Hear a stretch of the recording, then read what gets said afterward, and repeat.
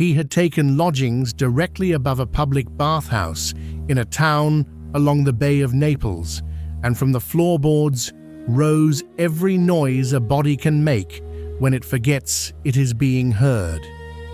The strong man grunting as he hoisted his lead weights, the pickpocket caught and shouting, the hair plucker's shrill cry rising above the splash of bathers and the rough scrape of the masseur's hand against oiled skin, all of it climbed into the room where Seneca was trying to write. And yet what he wrote in a letter that has survived nearly 2,000 years was not a complaint. What he wrote was that none of it troubled him. Consider the strangeness of this.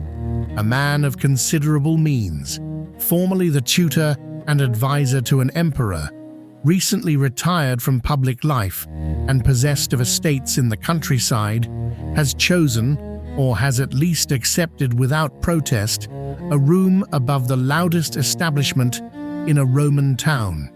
He could have moved. He had not moved. And rather than describe his suffering, he describes the noise with the patient amusement of a naturalist cataloguing the calls of birds, and then sets the noise aside as though it were a tray someone had carried into the room and forgotten. This is the 86th letter to Lucilius. It is short. It is, in its way, one of the most quietly radical documents the Stoic tradition has left us, because Seneca is not telling Lucilius that he has learned to ignore noise. He is telling him something far more difficult to accept. He is telling him that the disturbance was never in the noise to begin with. What we will examine today is the Stoic doctrine of the mind's sovereignty over external disturbance. It is not, as it is sometimes summarized, the claim that nothing outside us can hurt us. It is a far more precise claim than that, and far more demanding. Seneca, following Zeno and Chrysippus before him, holds that between the event and the suffering, there is an intervening movement of the soul, an assent, a judgment, and that it is this judgment, not the event, which constitutes the disturbance. We are told in the opening lines of Epictetus's Enchiridion that some things are in our power and some are not. Seneca does not disagree. But Seneca, who lived most of his life inside the Roman court and not inside a philosophical school, develops the principle with a particular flavor. He is interested in how a man situated within noise, political noise, social noise, literal noise rising through the floorboards, keeps the inward chamber quiet. He writes in this same letter, "I force my mind to concentrate and keep it from straying to things outside itself. All outdoors may be bedlam, provided that there is no disturbance within." That last clause is the doctrine in miniature. All outdoors may be bedlam, provided there is no disturbance within. The principle, then, is this: the mind possesses a sovereignty that cannot be invaded except by its own consent. Sounds enter the ear, sights enter the eye. The body registers heat, cold, the press of crowds, the indignities of weather and circumstance. None of these, in themselves, constitute a disturbance. They become disturbances only when the mind, presented with the raw material of sensation, adds to it a judgment. This should not be happening. This is intolerable. This is preventing me from what I would otherwise be doing. The judgment is the disturbance. The judgment, and only the judgment, is what we control. You may already wish to object. Surely, you might say, a sufficiently loud noise simply does prevent thought. Surely a sufficiently sharp pain simply does occupy the mind. Seneca knows this objection. He does not pretend otherwise. What he claims is something more careful, that the threshold at which the external genuinely overwhelms the internal is far higher than we suppose, and that what we usually take to be such overwhelming is in fact our own complicity. We have agreed, somewhere beneath conscious notice, that the noise is unbearable. And so it is. The Stoics called the mind's governing part the hegemonikon, the ruling faculty. It is, in their physics, a portion of the divine reason that orders the cosmos, lodged within each rational creature. To allow this ruling faculty to be overthrown by a bathhouse, by a rumor, by an insult, by an inconvenience, is to abdicate the one office that is properly ours. Seneca writes elsewhere that a man can be a king in chains and a slave on a throne, and he means this not as metaphor, but as a precise description of the inner condition. The chains do not rule. The judgment about the chains rules. This is the principle. Now let us see what circumstances pressed it upon the man who wrote it down. By the time Seneca composed the letters to Lucilius, he was somewhere in his middle 60s and had spent his adult life navigating one of the most dangerous courts the ancient world produced. He had been born in Corduba, in the Roman province of Spain, around the year 4 before the Common Era, into a family of equestrian rank. His father, Seneca the Elder, was a rhetorician of some reputation. The son was sent to Rome for his education, and there fell under the influence of philosophers from the Sextian school, a Roman tradition with strong Stoic affinities. He took to philosophy early, took to it almost too eagerly, and his health, never strong, suffered from his ascetic enthusiasms. He has left us a description of how he was, as a young man, so afflicted with respiratory complaints that he considered suicide and was held back, he says, only by the thought of what his father's grief would be. He recovered enough to enter public life. He served as a quaestor, became a senator, gained a reputation as an orator so striking that the Emperor Caligula is said to have considered having him killed out of jealousy of his style. He survived Caligula.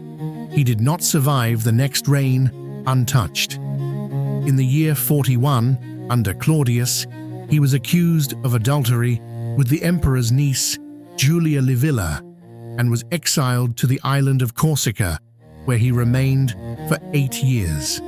Picture this: a man of letters, accustomed to the libraries and conversation of Rome, suddenly deposited on a rocky island with little society, little to read, and no certainty of return. He wrote during this period the Consolation to Helvia, addressed to his mother, in which he argues that exile is no evil because the wise man carries his country within him, and the Consolation to Polybius, addressed to a freedman of the emperor, which is less philosophically distinguished and reads in places like an attempt to flatter his way back to the capital. He was, in other words, both the Stoic teaching equanimity in exile and the courtier hoping to end the exile. We will not pretend he was only one of these. He was both. In the year 49, he was recalled. The emperor's new wife, Agrippina, wanted a tutor for her son, a boy of about 12, who would become the Emperor Nero. Seneca was given the post. For the next decade and more, he was at the center of imperial power. When Nero acceded to the throne in 54, Seneca, together with the Praetorian prefect Burrus, effectively governed the empire for a time, and historians have generally judged the first years of Nero's reign as the best years, attributing much of their relative moderation to Seneca's influence. He grew, during this period, enormously wealthy. Tacitus reports that his fortune reached 300 million sesterces. He owned estates, villas, vineyards, His enemies pointed out, with some justice, that the philosopher who praised the simple life was among the richest men in Rome. He was aware of the charge. He addressed it more than once, sometimes directly, sometimes by indirection. He argued that what the wise man requires is not poverty, but indifference to wealth, that the philosopher may hold riches with an open hand, ready to let them go. Whether this argument satisfies the modern reader is a question each must settle privately. What is certain is that Seneca eventually attempted to let the wealth go. By around the year 62, his position with Nero had deteriorated. Varus was dead. Nero was no longer the moderate young man Seneca had attempted to shape. Seneca asked permission to retire and to return his fortune to the emperor. Nero refused the return, but allowed the retirement, more or less. It is in the years of this retirement, roughly 62 to 65, that Seneca wrote the letters to Lucilius. There are 124 of them surviving. Lucilius was a younger man, an imperial procurator in Sicily, with literary and philosophical interests. The letters were almost certainly composed with publication in mind. They are not private correspondence. They are a philosophical course, delivered in the voice of an older friend, drawing on a lifetime of practice and a lifetime of compromise. It is during this period, settled in his country properties or traveling between them, that Seneca finds himself one season above the Bathhouse. We do not know exactly which town. Baiae has been suggested, the fashionable resort on the Bay of Naples, though Seneca elsewhere expresses distaste for that place. What matters is the situation. The retired statesman, the wealthy philosopher, the man who has spent decades inside the noisiest room in the empire, the imperial court, finds himself again surrounded by noise, this time merely physical, and he turns his attention to it as a test case. Can the principle he has been teaching for years still be applied here, by him, now, in this room, against this din? The letter itself rewards close reading. He begins by setting the scene. "I live over a bathing establishment," he writes in the older translation. "Picture to yourself now all the kinds of sounds that make one hate one's own ears." He lists them with a kind of dark gusto: the grunts of the men exercising, the wheeze when they exhale, the slap of hands on shoulders during a massage, varying in tone depending on whether the hand strikes flat or hollow, the shouts of the ball player counting his catches, the brawler, the thief surprised in the act, the man who likes the sound of his own voice in the bath, the plunger leaping into the pool, splashing, and then, climbing above all of it, the high-pitched cry of the hair plucker advertising his services, who, Seneca observes, is silent only when he is plucking, at which point his customer cries out instead. This is not the writing of a man who cannot hear the noise. This is the writing of a man who has listened to the noise with attention so close that he can rank its varieties. The Stoic discipline is not denial. The Stoic does not pretend the bathhouse is silent. The Stoic notices precisely exactly what is happening and then asks the further question: does what is happening necessitate disturbance? Seneca's answer is no. How does the no hold? Here we must look closely at what he actually says about his own mental practice. He does not claim to have built up a tolerance, as one might, to a cold climate. He does not claim that the noise has come to please him, as one might come to enjoy the sound of rain. He claims something subtler. He claims that he has trained his attention so that it is directed entirely upon his work, and does not extend outward to the noise. The noise continues. He simply is not, in the relevant sense, listening to it. I force my mind to concentrate, he says, and keep it from straying to things outside itself. There is a Stoic distinction at work here that is worth naming. The Stoics distinguish between the impression, the fantasia, which arrives unbidden, and the assent, the syncathesis, which the mind grants or withholds. The sound of the strong man grunting strikes the ear. This is the impression, and it is not in our power to prevent it. What is in our power is whether we grant the further assent, that this sound is disruptive, that it should not be occurring, that it is preventing us from concentrating. Most of the disturbance we experience in the course of a day is not the impression, but the assent. We agree, often without noticing we are agreeing, that this is intolerable, and having agreed, we suffer accordingly. Seneca, in the Bathhouse letter, is describing what it looks like to withhold that assent. The sounds arrive. He notes them. He does not deny they are sounds. He simply does not grant them the further status of disturbance. They remain what they are, vibrations in the air, evidence of other human beings going about their business, neither for him nor against him. He goes further. He says that one ought, if possible, to seek out such conditions deliberately. I have toughened myself against all such things, he writes, so that I can endure even a boatswain's strident tones. There is a kind of athletic image here. The mind, like the body, gains strength through resistance. The man who has only ever studied in silence has built no fortification against noise. The man who has compelled himself to think clearly in a loud place has built something the other does not possess. But notice what Seneca does not say. He does not say that the loud place is good. He does not say that one ought to fill one's life with disturbance for its own sake. He says only that, when the disturbance is present and cannot be removed, the work of philosophy is to maintain the inward quiet regardless. He concludes the letter by acknowledging with characteristic honesty that even so he has decided to move.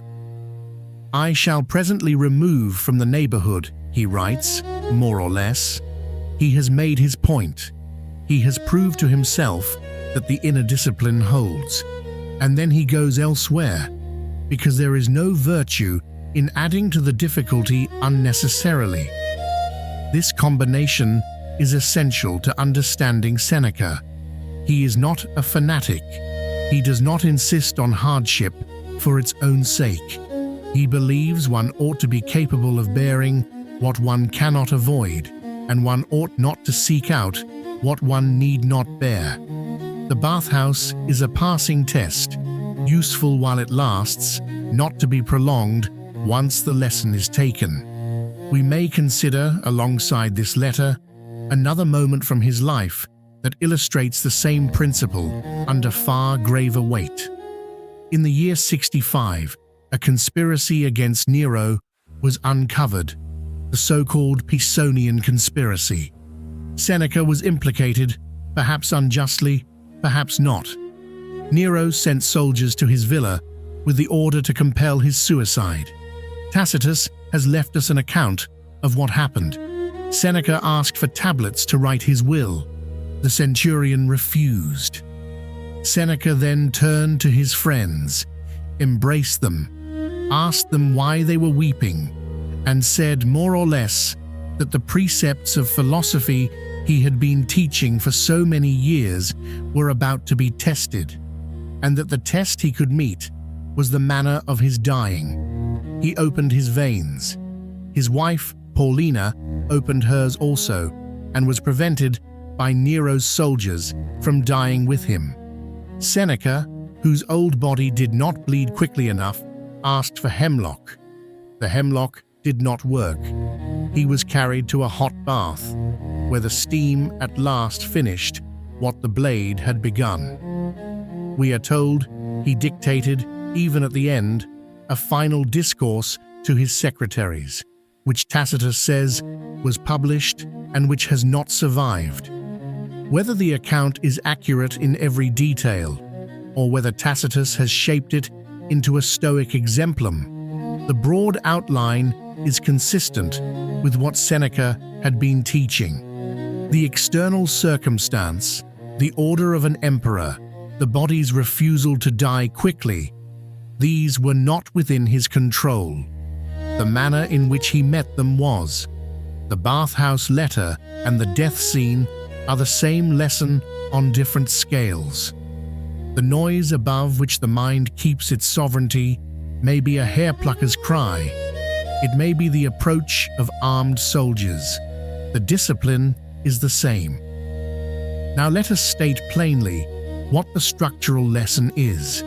The mind's sovereignty over external disturbance does not mean that the mind is impervious. It does not mean that nothing reaches you. It means rather that there is a particular interior office that no external power can occupy unless you yourself surrender it. You may be deprived of your property. You may be deprived of your reputation. You may be deprived of your liberty, your health, your country, the company of those you love. These are real losses, and Seneca does not pretend otherwise.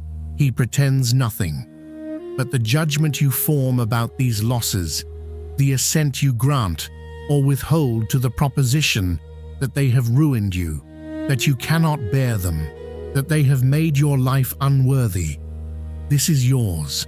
This no one can take. The lesson has a peculiar shape because it cuts against two opposite errors at once. The first error is the error of the man who believes that his disturbances are caused by his circumstances, and that if only his circumstances were different, he would be at peace. This man waits for the bathhouse to fall silent. He waits for the difficult colleague to retire, for the cramped apartment to be exchanged for a larger one, for the season of stress to pass. He waits, and during the waiting, he is not living because he has placed the condition of his peace outside himself, where he cannot reach it. Seneca's letter is addressed, in part, against this error. The bathhouse will not fall silent. There will always be another bathhouse. To make one's peace contingent upon silence is to make peace impossible. The second error is the opposite. It is the error of the man who, having heard that disturbances are within his control, concludes that he ought never to feel them, and who then either pretends he does not feel them or punishes himself for feeling them. This is the caricature of Stoicism, the cold man pretending to be unmoved. Seneca is not this. Seneca writes openly of his grief at the death of his friend Aeneas Serenus. He writes openly of his health, his fears, his vanities. The discipline is not to feel nothing. The discipline is to notice the impression without granting it the further assent that constitutes despair. The grief may pass through. It need not take up residence. Between these two errors lies the actual Stoic position, which is harder than either. It says, the disturbance you feel is partly a fact about the world and partly a fact about your assent. The portion that belongs to the world, you bear. The portion that belongs to your assent, you reconsider. Over time, with practice, the portion belonging to assent grows smaller, and the bathhouse becomes, more and more, only what it actually is, a building full of people, doing the things people do in bathhouses, none of it directed at you, none of it preventing your work, unless you grant it that authority. There is a further implication that is worth drawing out. The sovereignty Seneca describes is not solitary. It is not the withdrawal of a man who has cut himself off from human affairs. Seneca lived inside the noisiest court in history. He returned, in his retirement, not to a hermit's cave, but to letters, to writing, to the cultivation of a younger, philosophical friend. The sovereignty of the mind is what permits a person to remain in the world without being eroded by it. It is what permits the senator to stand in the Senate, the teacher to stand in the school, the parent to stand in the household, the writer to stand at the desk above the bathhouse, and to do the work that is theirs to do, with the noise of others' lives carrying on around them. None of it overthrown, none of it overthrowing.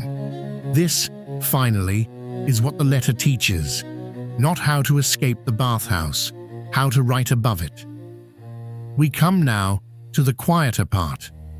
You may ask yourself, after listening to all of this, whether you believe Seneca actually achieved what he describes. Perhaps you do, perhaps you doubt. The historical record gives evidence in both directions. He was a man of contradictions, who served a tyrant and grew rich while teaching the indifference of riches, who praised exile and then sought to end it, who taught equanimity and by some accounts met his own death with the dignity he had preached. He was not a saint, he was a philosopher, which is something different and perhaps more useful to you, because a philosopher is a person attempting the practice, not a person who has completed it. The question worth carrying away from this episode is not whether Seneca succeeded. The question worth carrying is the one his letter quietly puts to its reader. What, in your own day, is the noise above which you have not yet learned to write? It need not be literal noise. It may be the noise of a grievance you rehearse when you cannot sleep. It may be the noise of an anticipated conversation that has not occurred and may not occur. It may be the noise of comparison, the constant low murmur of how others are living and whether your own life measures against theirs. It may be the noise of news, of obligation, of the unfinished, of the imagined judgment of people who are not, in fact, watching you. Seneca's bathhouse in your life has a particular name. You know what it is. Consider for a moment what it would mean to grant that noise exactly the status it deserves and no more. Not to silence it, not to pretend it is not there, but to notice it as he noticed the hair plucker's cry with patient amusement, and then to return your attention to the work in front of you, which is, in the end, the only work you have been given. The wise man, we are told, is at home in any city because his city is within him. The mind that has secured its own sovereignty carries quiet wherever it goes, not because the world has fallen silent, but because the mind has at last understood that the silence was never the world's to give. You may sit with this for as long as you wish. There is no hurry. The letter has waited 2,000 years. It will wait while you consider it. Farewell.